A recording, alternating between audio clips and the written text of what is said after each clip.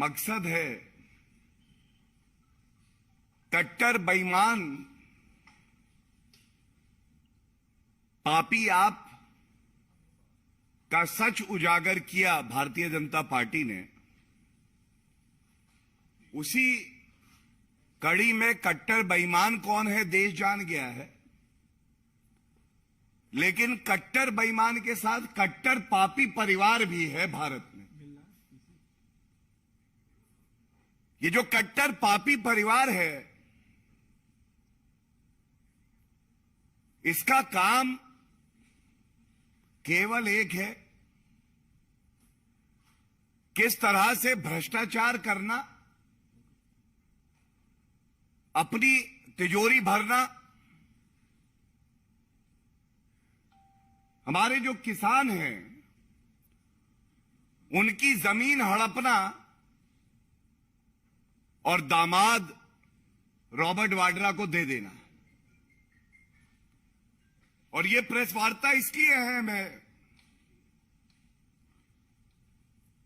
क्योंकि जब ये बात उठती है राजनीतिक गलियारों में,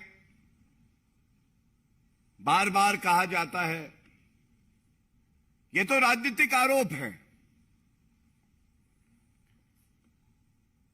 आज जो आपके समक्ष हम रखेंगे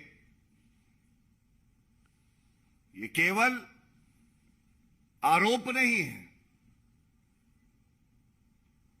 राजस्थान हाईकोर्ट ने जो रॉबर्ट वाड्रा की कंपनी है, जिसमें रॉबर्ट वाड्रा और उनकी माताजी पार्टनर्स हैं, वो राजस्थान हाईकोर्ट गए थे बीकानेर में जब कांग्रेस की सरकार थी। तो फर्जी अलॉटमेंट हुआ जमीन का, जिसके मैं आपको सारे डिटेल्स अभी साझा करूंगा। और उसके बाद सीबीआई और ईडी की जांच की शुरुआत हुई।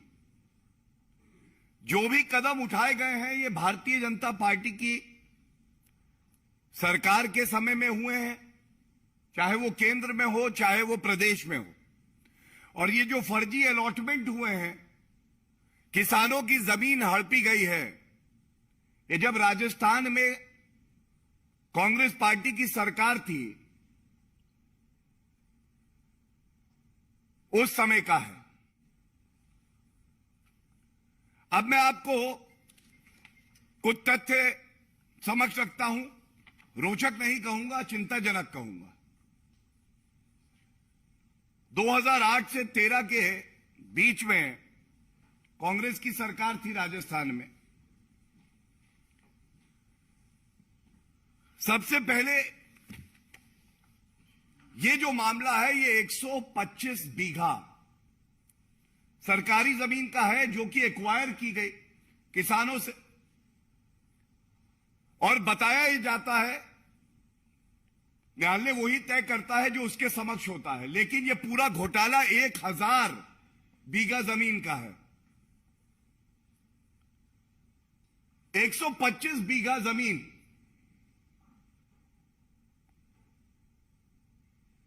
अशोक गहलोत की सरकार,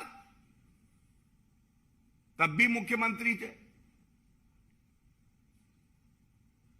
ये नत्थाराम और हरिराम को अलॉट करती है। अब इस पे ध्यान दीजिएगा, जब भाजपा की सरकार राजस्थान में आई तो एफआईआर दर्ज हुई और जांच पुलिस ने भी करी और साथ में सीबीआई और ईडी भी कर रहे हैं। तो जांच में यह आया कि ये नत्थाराम और हरिराम ढूंढने से भी मिल क्यों नहीं रहे। तो पता यह चला कि जो सरकार थी अशोक गहलोत की, ये पापी परिवार के आदेश में इतना गिर गई कि इन्होंने एक नॉन एग्जिस्टेंट, यही शब्द का इस्तेमाल किया है कोर्ट ने, फिक्टिशियस, जो व्यक्ति थे ही नहीं, उनको जमीन अलॉट कर दी। सबसे पहले तो प्रश्न नंबर 1 यही होगा, अशोक गहलोत जी ऐसी क्या मजबूरियां रही? ये नत्थाराम और हरिराम तो थे ही नहीं, और आपने जो व्यक्ति था ही नहीं उसको किसानों की जमीन दे दी। इसके बाद एक पावर ऑफ अटॉर्नी होल्डर दिखाया गया, उसका नाम था गुगनगर। पावर ऑफ अटॉर्नी होल्डर जो ये लैंड बेचेगा, जांच में क्या सामने आया आप स्तब्ध रह जाएंगे। इस गुगनगर को भी ढूंढा गया, गुगनगर को ढूंढते ढूंढते पता चला कि गुगनगर जो पावर ऑफ अटॉर्नी होल्डर है वो भी है ही नहीं। जिसको जमीन अलॉट करी वो है नहीं, हवा में गायब हो गए। और जो व्यक्ति नत्थाराम और हरिराम को अलॉटेड जमीन बेच रहा है, पावर ऑफ अटॉर्नी होल्डर गुगनगर, ये भी है ही नहीं। ये जमीन बेचता है राजेंद्र कुमार को। अब यहां से नाम है स्काई लाइट, आसमान, लेकिन भ्रष्टाचार को गांधी परिवार, पापी परिवार आसमान तक लेके गया है। राजेंद्र कुमार ने जमीन बेची अशोक कुमार को। अशोक कुमार कौन है? अशोक कुमार ड्राइवर हैं एक महेश नागर के, और महेश नागर जो मुख्य व्यक्ति है उनके बारे में मैं बता दूं। महेश नागर रॉबर्ट वाड्रा के मैनेजर हैं। महेश नागर पावर ऑफ अटॉर्नी होल्डर भी है स्काईलाइट के। तो ये जो अशोक कुमार ड्राइवर हैं रॉबर्ट वाड्रा के मैनेजर के, ये फर्जी लोगों से जमीन लेते हैं सरकारी, और उसके बाद स्काईलाइट को बेच देते हैं। अनियमितताओं का भंडार, कानून की अनदेखी, क्योंकि दामाद नंबर 1 को खुश करना है। पापी परिवार, गांधी परिवार, उसने इशारा कर दिया तो अब कानून कहां है? अशोक गहलोत कह रहे हैं खाता ना बही, सोनिया गांधी जो कहे वही सही। लोग नहीं है तो क्या हुआ? सोनिया गांधी ने कहा है अलॉट तो करनी होगी। किसान की जमीन है तो क्या हुआ? दामाद जी का पापी पेट भरना है। ये सवाल जो पूछे हैं कि ये जमीन राजस्थान की सरकार ने अशोक गहलोत मुख्यमंत्री थे उनके कार्यकाल में अलॉट कैसे करी? जो पावर ऑफ अटॉर्नी होल्डर है ही नहीं तो वो ये ट्रांजैक्शन कैसे करता है? इसके बाद रॉबर्ट वाड्रा जी क्या करते हैं ये जानने की आवश्यकता है। रॉबर्ट वाड्रा 30 लाख रुपए का एक चेक, तिथि नोट करिएगा, 22 दिसंबर 2009, 30 लाख का एक चेक लिखते हैं। सब अचंभित हैं। ये घोटालेबाज, भ्रष्टाचारी परिवार वाले किसी को रुपया दे रहे हैं 30 लाख। ये चेक दिया जाता है अशोक कुमार को जो महेश नागर के ड्राइवर हैं। लेकिन आप हैरान हो जाएंगे, अशोक कुमार की पावर ऑफ अटॉर्नी यह है 31 दिसंबर 2009 की।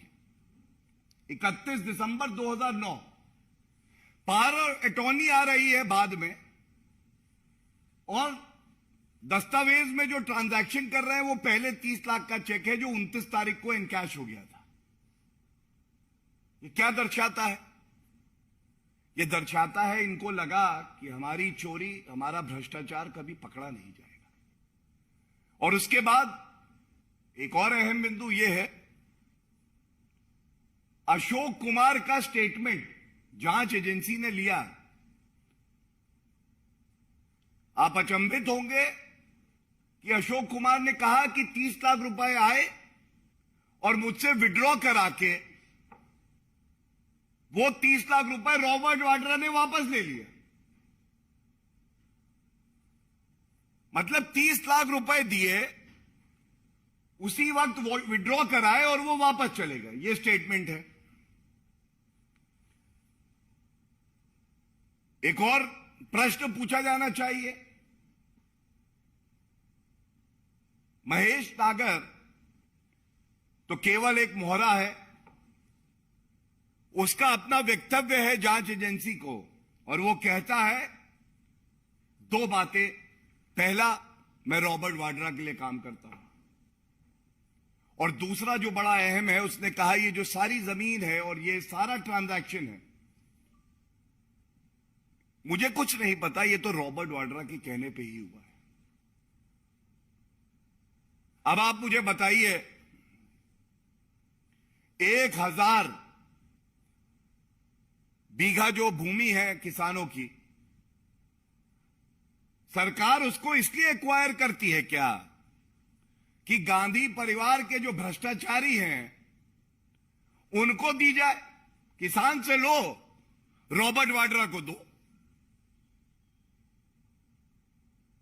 रॉबर्ट वाड्रा लैंड माफिया हो गए, भूमाफिया है रॉबर्ट वाड्रा। हमारे चैनल को लाइक, शेयर और सब्सक्राइब जरूर करें और नई अपडेट्स के लिए बेल आइकन दबाना ना भूलें।